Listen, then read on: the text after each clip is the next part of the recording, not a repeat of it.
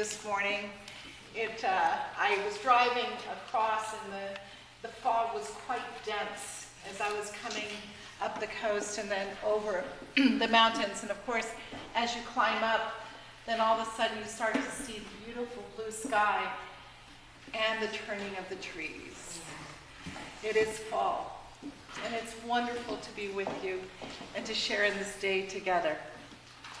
I always look forward to my visits here with you, in part because you're such a great congregation, and I follow you on Facebook, and I always see what you guys are up to, the courtyard services and all that, not to mention click and clack in morning prayer. Yeah. As I said to Ricardo earlier, that sometimes is one of my greatest entertainments, is watching reverently the morning prayer that is led by Ricardo and William. It is really quite fun, quite wonderful, and worship should be that way, I think.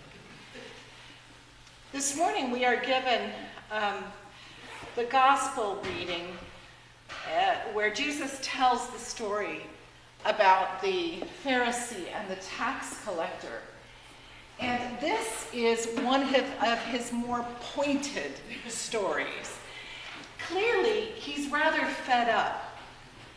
And it tells us that at the introduction to the story where it says there are people who are just being tempestuous, right? And we know what that's like. It's kind of annoying.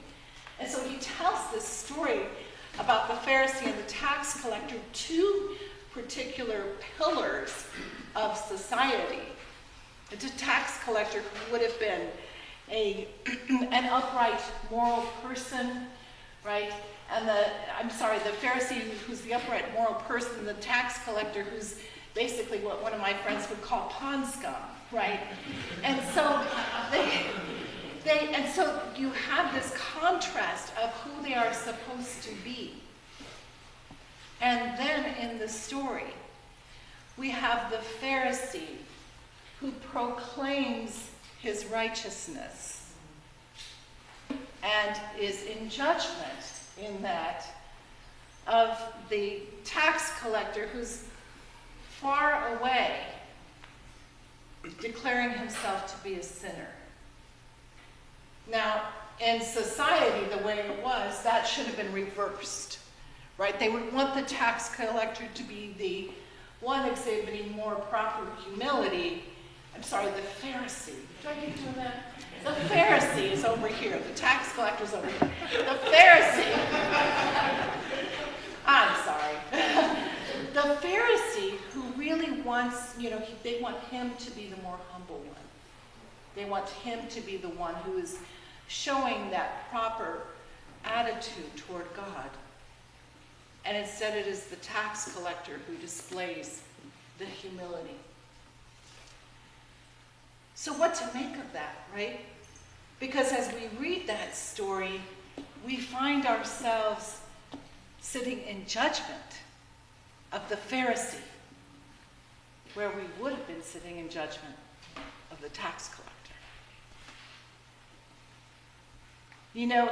It's so important when I think about this and I think about the deeper dive into where we are in the world as it is, and that very human quality that we have, which is to make assumptions or have a bias or render a judgment. There's nothing that has us more polarized than the rendering of judgment in many cases. So I had a reflection about this, and you probably know that I did the Camino de Santiago some years ago. And when I went to do the Camino de Santiago, I was very well prepared. I had the right shoes, the right socks, the right shorts, the small pack. I knew what I was doing. I had it all figured out, right? I had the stride down with my walking sticks. And as I was going along, I was pretty sure about the preparation that I had done and what I was about. I had I was a medieval Spanish literature person, so I knew of the accounts of the Camino, and I knew how it was to be done. And I expected things that I encountered. But about 150 miles in, I came across a woman who was off in a field, sitting down, wearing a red dress, and with her big, heavy pack. And I thought, nobody does the Camino in a red dress or a heavy pack. And I thought to myself, I need to, this is one of those characters you meet. I'll just kind of stay away. And she kept showing up because apparently we were walking about the same pace. And every time I saw her, she had her red dress and white shoes. And I thought,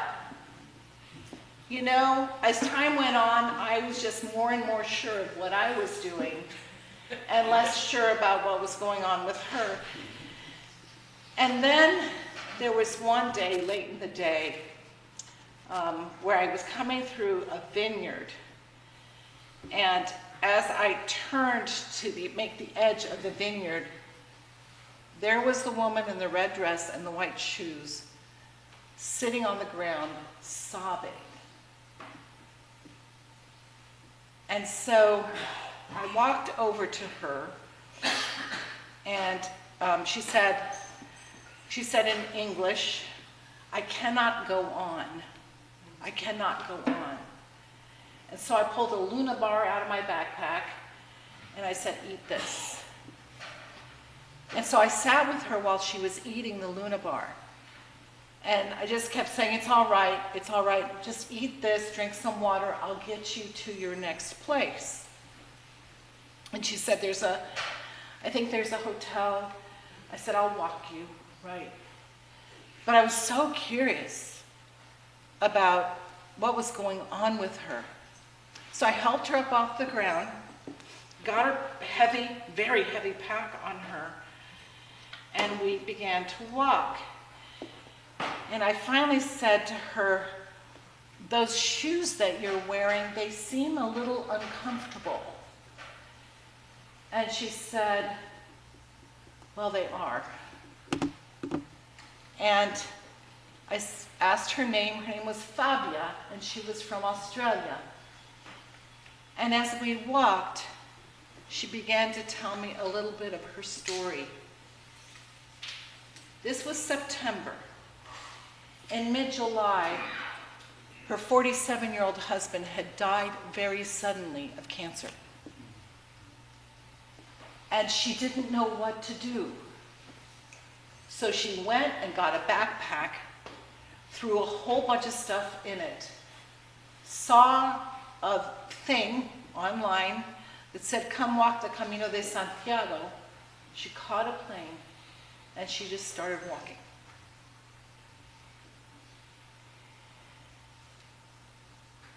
She had not worn anything except the red dress and those white shoes the entire time.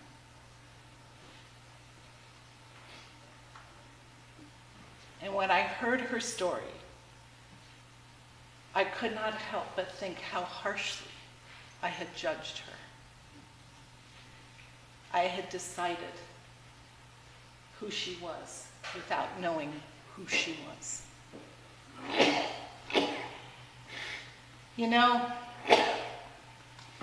It makes me think about the Pharisee and the tax collector.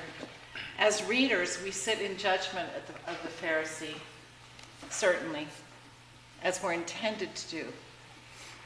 But I cannot help but wonder, what was his story? What was going on with him? What story would he have to tell us? What story would the tax collector have to tell us? Because it is in that story that we find that we are able to relate to another human being and look at ourselves more deeply. I've been reading Dietrich Bonhoeffer, again and again. And I came across this one quote, and I want to make sure I get it right, so I wrote it down. By judging others, we blind ourselves to our own evil and to the grace which others are just as entitled to as we are. Let me say that again. By judging others, we blind ourselves to our own evil and to the grace which others are just as entitled to as we are. In other words, we forget that God is God.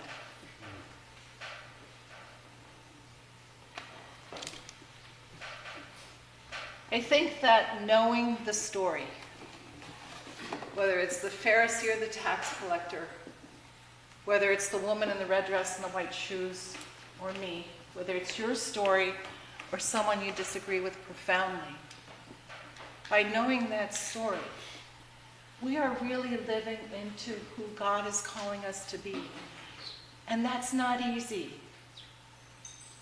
Our baptismal covenant says, will you strive for justice and peace and respect the dignity of every human being? We need to respect that. In order to respect the dignity of every human being, we need to be able to listen to this story. We need to be able to hear and to share. We need to meet each other as God's people.